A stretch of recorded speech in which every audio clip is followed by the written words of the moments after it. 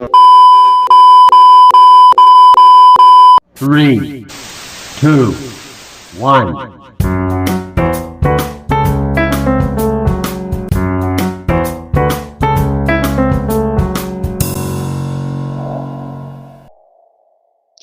Halo semuanya, kembali lagi bersama podcast Kewirausahaan Himafi.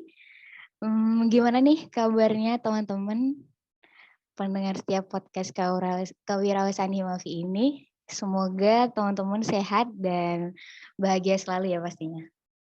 Alhamdulillah kita udah sampai di episode ketiga nih teman-teman. Nah kalau di episode sebelumnya teman-teman udah sama teman bidang aku Abigail atau aku biasanya panggilnya dia itu Tia. Teman-teman udah diajak untuk bahas beberapa hal mendasar tentang berwirausaha. Nah, kalau di episode ketiga kali ini kita bakal bahas tentang tips and trik dalam berwirausaha nih teman-teman. Tapi kali ini aku nggak sendirian karena aku bakal ditemenin sama kakak dari anggota himpunan mahasiswa Fisika FMIPA nih. Hari ini ada Kak Sukma, boleh say halo nih Kak sama teman-teman podcast Kewirausahaan Himafi. Ya, halo, selamat sore. Iya, halo Kak, selamat sore. Gimana nih kabarnya Kak? Alhamdulillah baik. Oke. Mungkin sedikit cerita juga ya tentang adanya episode podcast ini karena dulu beberapa waktu kemarin sempat ada collab antara Himafi Neutron ya Kak dengan Himafi FMIPA. Di eventnya itu kita sempat satu room per bidang, kebetulan kita dari bidang kewirausahaan waktu itu. Nah di akhir itu sempat iseng tanya untuk karena ingat ada proker ini nawarin buat jadi ini di podcast. Saya kira awalnya itu nggak mau loh Kak, tapi ternyata alhamdulillah mau, dan saya mau ngucapin makasih banget udah nyempetin waktunya buat datang di podcast ini gitu. Nah, mungkin sebelum kita bahas ya tentang tips and trik dalam berwirausaha ini, mungkin Kak Sukma boleh ceritain tentang dulu pas awal oprek di Himafi FMIPA sampai sekarang pilih biro kewirausahaan itu boleh sedikit cerita nggak sih Kak? Gimana perjalanannya? Oh, boleh. Oke, silahkan Kak. Oke, aku mulai ya. Sebelumnya kenalan dulu ya. Tadi kan belum kenalan. Kenalin, Iya aku Kak, Sukma kenal. Darmawan. Ya, aku dari Fisika FMIPA. Dulu awal mau masuk HMJ sebenarnya itu dulu kan syarat mau ikut anggota HMJ itu kan minimal semester 3, tapi aku udah ikut HMJ itu semester 2. Tapi waktu semester 2 itu bukan jadi anggota tetapnya HMJ tapi menjadi staf muda. Kan di HMJ ku ada staf muda di mana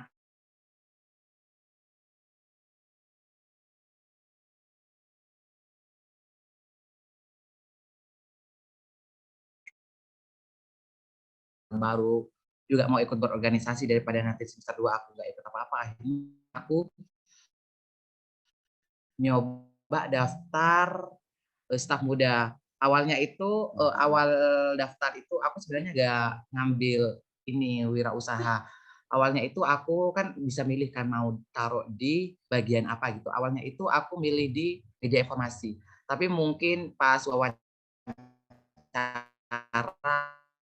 tentang media informasi mungkin aku kurang HMJ inti ditaruhnya aku di bagian kewirausahaan gitu ya pas staf muda. Terus seiring berjalannya waktu kan semester 2 itu kan masa peralihan dari tatap muka ke peralihan online ya. Jadi agak sedikit bukan terganggu sih, agak sedikit keteteran. Nah, soalnya kan kita kan pertama kali nggak ketemu secara offline, kita online gitu. Jadi kayak semua proker yang dari staf muda itu kayaknya nggak jalan semestinya. Tapi ada sebagian yang berjalan gitu karena kan kita masa-masa peralihan dulu ya. Terus waktu aku kan udah ikut HMJ ini udah 3 periode. Di periode kedua aku udah terjun jadi HMJ yang asli jadi kayak HMJ beneran bukan staf kuda. Nah waktu itu aku juga daftar ingin melanjutin ke HMJ yang asli.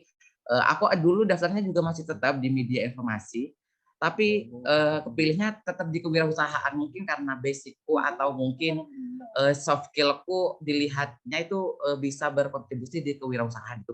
Jadi pas udah daftar kedua aku tetap di kewirausahaan. Terus untuk sekarang ini sebenarnya aku udah mau ini yang pengurusan sekarang sebenarnya udah nggak mau daftar lagi, cuma kayak aku bingung juga gini, nanti misalnya aku nggak ikut HMJ terus kuliah masih online, kayaknya aku di rumah bakalan gabut gitu. Akhirnya aku milih daftar lagi selama ini, jadi aku udah daftar KWU udah 3 periode sampai sekarang. Di mana di periode ini aku jadi kepala stafnya, di periode kedua itu kemana aku jadi anggota. Mungkin itu awal aku masuk ke HMJ. Oke, jadi dari awalnya itu Kakak nggak sepenuhnya milih di biro ini ya Kak, maksudnya di kewirausahaan gitu ya? Iya, Karena benar-benar. mungkin ya, jadi memang pas wawancara itu pengaruh banget ya Kak buat penentuan di bidang mana gitu, walaupun Kakak sendiri juga ngerasa kalau mumpuni di bidang yang lain gitu ya? Iya benar, mungkin aku kan juga tidak tahu ya kriteria penilaiannya itu kan, soalnya kan yang nilai itu kan dari kayak HMJ bagian inti kayak ketua, sekretaris, bendahara yang nilainya mereka. Mereka yang menentukan nanti aku cocoknya di mana, di bidang apa gitu. Tapi aslinya aku memang nggak milih bidang pertama ini, nggak milih kewirausahaan, aku milih pertama itu di Midfo media informasi, terus bidang kedua itu di kewirausahaan. Mungkin mereka pikirnya aku nggak cocok di media informasi, lebih cocoknya kewirausahaan. Jadi selama ini ya aku fine-fine aja lah, mungkin ini jalanku gitu di kewirausahaan. Oke. Nah, itu kan dulu Kakak, milihnya di media informasi ya, yang mungkin Kakak pengennya di situ. Nah, selama, 3 periode ini, apa apa sih yang kayak bikin Kakak itu mau nerusin gitu loh Kak, di bidang kewirausahaan? Kan soalnya di awal kan udah 2 kali nih Kakak udah milih, di media informasi, tapi memang pihak yang mewawancarai itu lebih melihat potensi Kakak itu di bidang kewirausahaan. Nah, apa sih yang buat Kakak tuh mau gitu loh, terus gitu loh Kak di kewirausahaan? Kan bisa ya Kak kalau misalkan untuk menolak atau mungkin bilang, gini-gini gitu. Nah, itu apa sih Kak yang bikin tetap kekeh di kewirausahaan? Oke. Sebenarnya kalau itu kan aku kan udah terlanjur daftar gitu kan di apa di oprek kan udah ada perjanjian kalau misalnya kalian udah diterima, kalian bisa menolak atau memilih melanjutkan.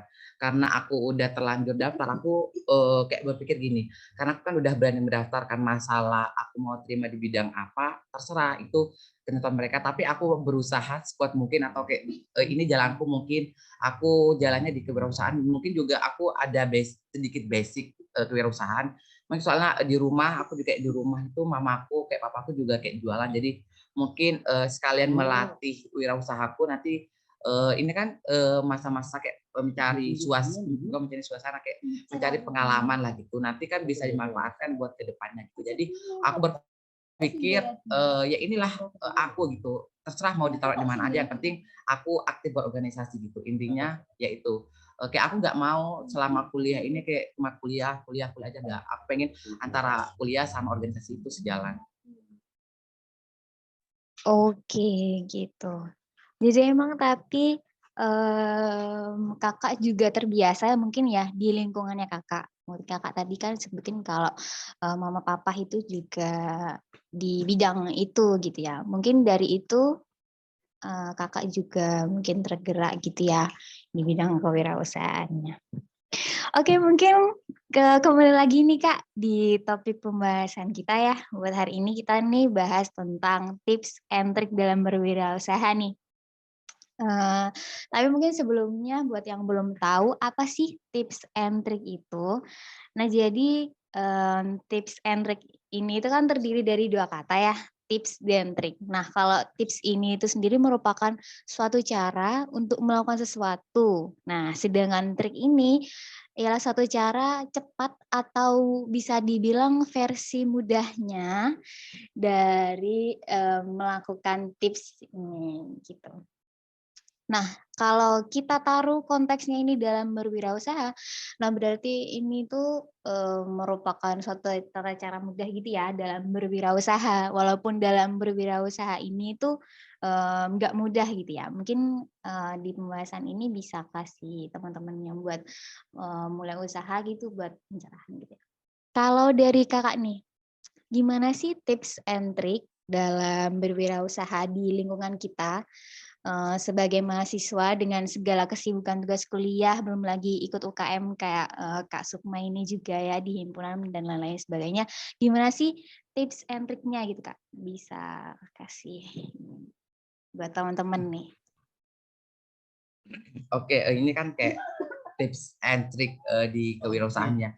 Mungkin jujur li aja gini, dulu pas awal pandemi kan aku kan kayak masih staf muda kan. Itu awal pandemi itu kayak kerjaanku itu di staf muda itu kayak cuma sedikit membantu anggota inti HMJ, gak terlalu banyak. Terus pas aku udah menjabat sebagai HMJ beneran gitu di periode kedua, aku kemarin kayak sempat bingung sama teman-temanku yang dari KWU, ini sebenarnya kita mau jualan apa kan selama pandemi kan kita tentunya di rumah kan. Jadi untuk tips dan triknya itu kita kayak ngikuti perkembangan zaman, kayak perkembangan selama pandemi. Mungkin kayak selama pandemi kan kita kayak butuhkan masker kan, kayak butuhkan hand sanitizer juga. Nah, itu menjadi trik kita supaya dagangan kita itu laku gitu loh. Misalnya kemarin kan kayak sempat viral kan kayak masker sing imut-imut gitu. Jadi dari pihak HMJ ku, dari pihak KW ku juga mengikuti perkembangan zaman itu. Jadi kayak jualan masker. Terus kan selama pandemi ini kan juga kebanyakan orang kan di rumah kayak memanfaatkan waktu kayak buat nonton film Netflix, film Netflix. Nah, aku dari pihak KWU juga itu ada sebuah terobosan baru gitu kayak jualan aplikasi premium. Sampai sekarang kalau misalnya mau beli bisa hubungi KWU Store. Mungkin itu tips intinya kayak lebih mengikuti ini perkembangan zaman, misalnya yang lagi viral sekarang apa, terus mereka kayak butuh apa, jadi kita itu dari KW kayak menyediakan apa yang sekarang viral gitu loh.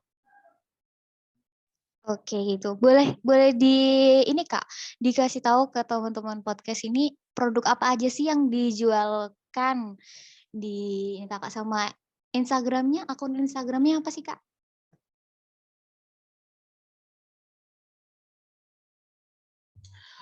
Selama pandemi ini kita itu lebih banyak jualan.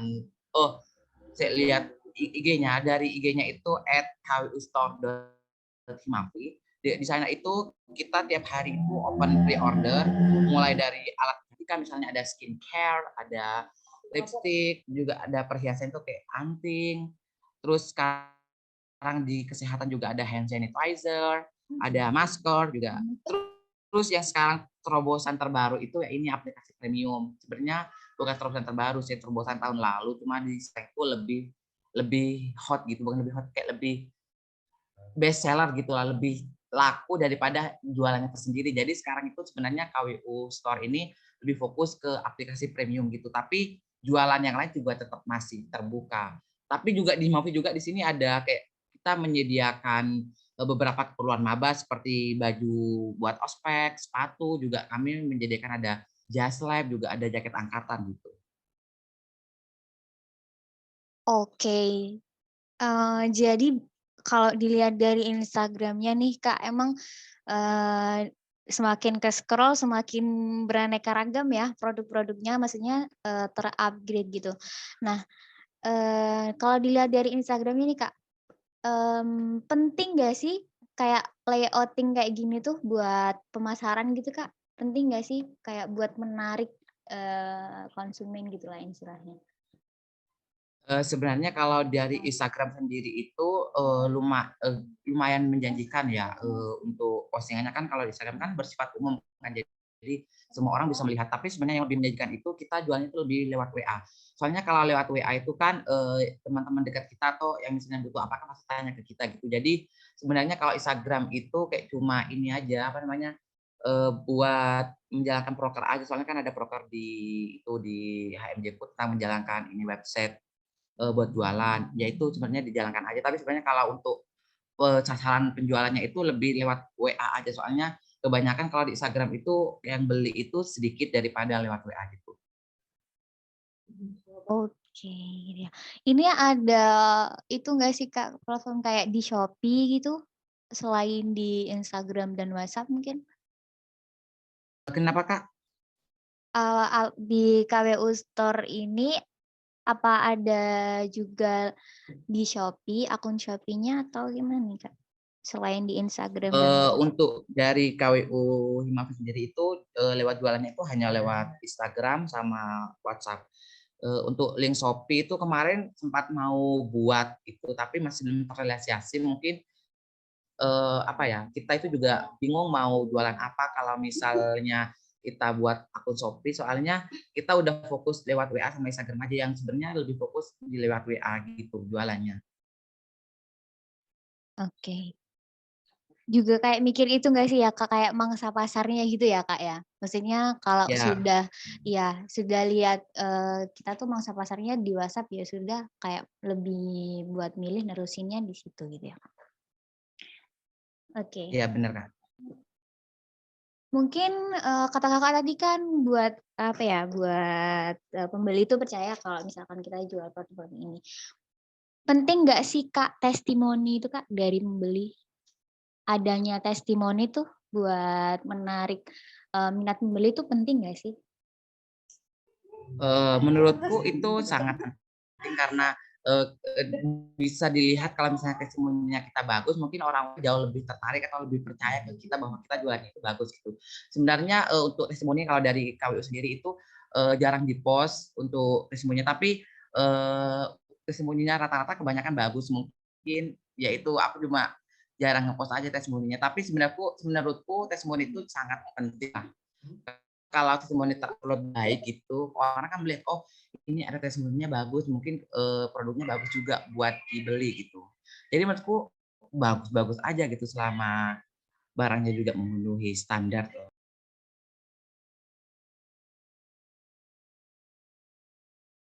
Oke, aku juga ini Kak, dulu, pernah sempet buka kayak nyoba usaha gitu, jualan hijab dan kayak skincare dan lain-lain gitu.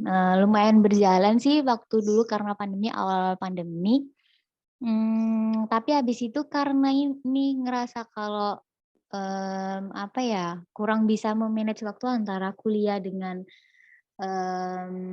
apa ya, kegiatan dagangnya itu, jadi stop gitu. Nah, di situ banyak pembeli juga karena saya, banyakin testimoni dari pembeli-pembeli sebelumnya gitu.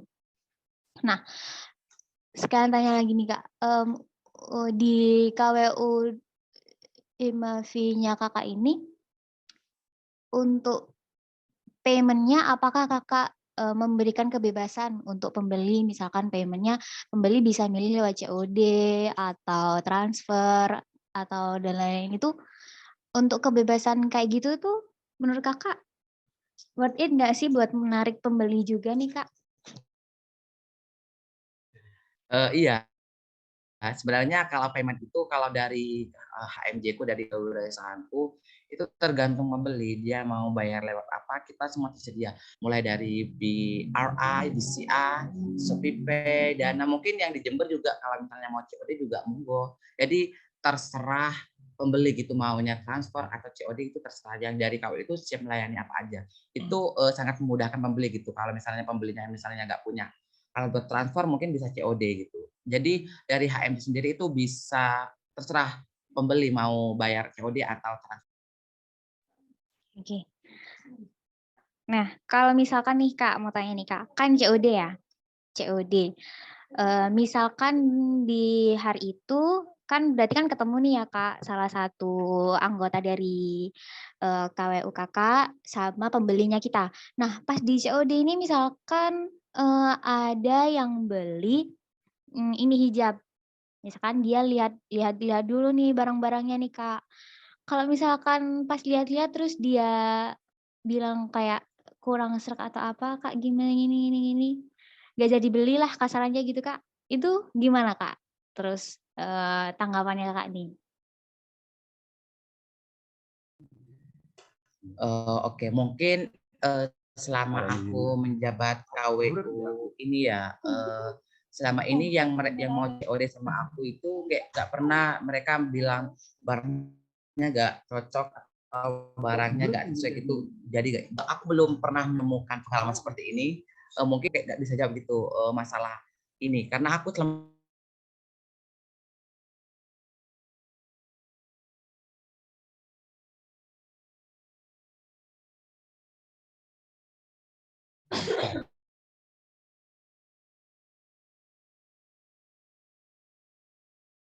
Gimana, Kak? Sorry terputus. halo halo apakah masih Iya, terdengar? halo. Iya, Kak. Gimana, Kak? Aku jawab ulang ya. Iya, Kak, boleh. Mungkin gini ya, kan aku menjabat HMJ ini udah 3 periode ya. Nah, selama aku menjabat 3 periode ini, belum pernah kayak aku ketemu sama customer itu yang COD itu bilang gini, "Maaf Kak, barangnya nggak bagus, kita nggak jadi beli." Nah, itu belum pernah aku ketemu sama orang-orang seperti itu. Nah, untuk masalah ini kayaknya aku masih belum dapat solusi ya, karena aku masih belum punya pengalaman dalam hal ini. Jadi, ya aku juga bingung nanti misalnya ada orang kayak mau beli terus tiba-tiba nggak jadi, sedangkan barangnya udah aku pesen gitu, mungkin pemikiranku saat ini ya mungkin ini bisa masuk dalam bentuk kerugian dari HMJ itu sendiri gitu. Oke, dari HMJ itu sendiri, kayak ini kan Kak, ada postingan kayak bucket hat, terus ada jilbab basic, gantungan baju dan lain-lain sendiri lainnya, itu dari pihaknya Kakak itu ngestok atau memang kayak, ini ada yang order nih, kita list dulu belinya apa aja, terus baru dibeli atau memang, sudah ngestok kayak misalnya nyicil 1 barang, 2 barang gitu, atau gimana nih, Kak?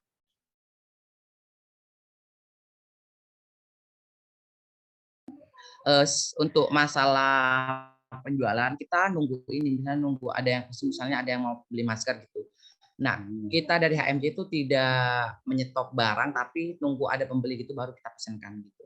Jadi kayak nunggu pembeli misalnya pembeli mau beli baju ya udah kita pesenin hari itu juga gitu. Kita nggak ada kontribusi buat nyetok barang. Takutnya kalau misalnya kita nyetok barang terus tiba nggak laku, itu kan menjadi kerugian tersendiri dari HMJ. Jadi untuk meminimalisir kerugian, jadi kita nunggu pesanan dari.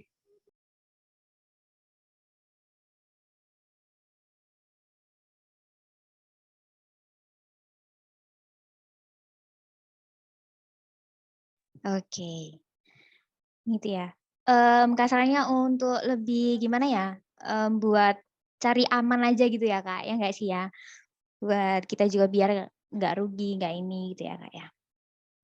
Iya benar Kak. Oke. Terus mungkin sedikit ini, Kak, mau tanya pendapat Kakak tentang buat di podcast kemarin tuh ada, statement bahwa berwirausaha itu perlu menanamkan 6 karakter penting. Ada fokus, keuntungan, kreativitas, ego, tim, dan sosial. Nah, menurut Kakak tuh gimana, Kak? Seberapa penting menanamkan karakter itu dalam berwirausaha gitu? Menurutku itu penting lah karena kan kalau berwirausaha kan tidak sembarang orang bisa berwirausaha dalam tanda kutip. Semua orang bisa berwirausaha tapi kan belum tentu mereka bisa memanfaatkan wirausaha itu dengan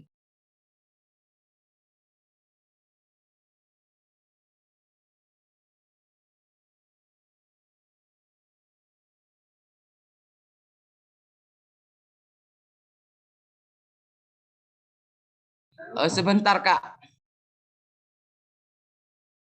Iya, Kak, nggak apa-apa, Kak.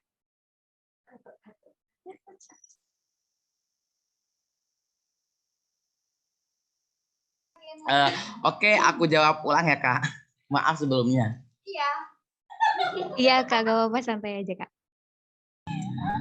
Menurutku ya dalam menanamkan 6 karakter yang tadi itu, menurutku itu sangat penting lah dalam berwirausaha karena itu merupakan cikal bakal kita itu berwirausaha itu bisa dikatakan sukses atau tidaknya gitu dari 6 itu.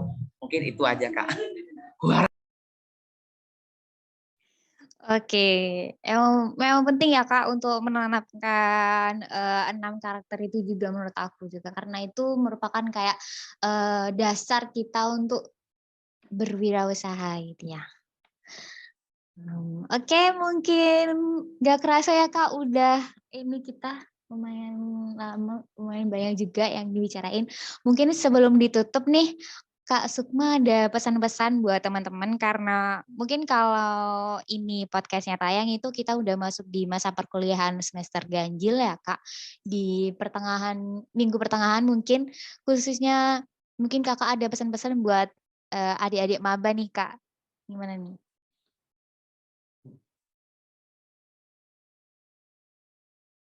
Mungkin aku cuma mau ngasih beberapa kata-kata yang menurutku nggak terlalu penting, tapi ini menurutku hal yang sangat penting lah.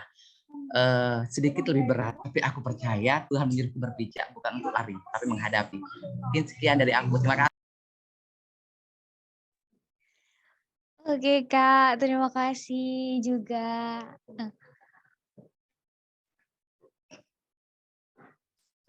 Sekali lagi mau ngucapin terima kasih banget buat Kak Sukma yang udah nyempetin waktunya untuk datang di podcast ini dan ngobrol-ngobrol sedikit tadi tentang kewirausahaan. Next, semoga kita bisa ketemu lagi ya Kak buat project-project lainnya, project-project baru. Mungkin ini juga bisa jadi apa ya, tali persaudaraan buat merekatkan antara Himavi Neutron dengan Himavi FMIPA gitu ya. Sekali lagi makasih banget. Jangan lupa follow akun Instagramnya di mana Kak? Yang store kewirausahaan. @hwustore.himavi. Oke, itu ya akun Instagram online shopnya kwustore.himavi. Store.himavi. Oke, teman-teman jangan lupa juga follow akun Instagramnya di @himavistore. Di situ teman-teman juga bisa lihat produk-produk yang kami jualkan ya. Dan buat teman-teman jangan lupa buat dengerin podcast ini setiap hari Jumat di akun YouTube @himavi_neutron. Jangan lupa juga share, like, komen, dan tag semua teman-teman kalian buat dengerin podcast kewirausahaan ini. Stay healthy dan see you next weekend. Terima kasih ya Kak buat Kak Sukma. Terima kasih Kak. Iya, terima kasih. See you next time. Semoga kita ketemu secara offline ya. Menit ada terakhir hari. Oke, terima kasih semua. Dadah, bye.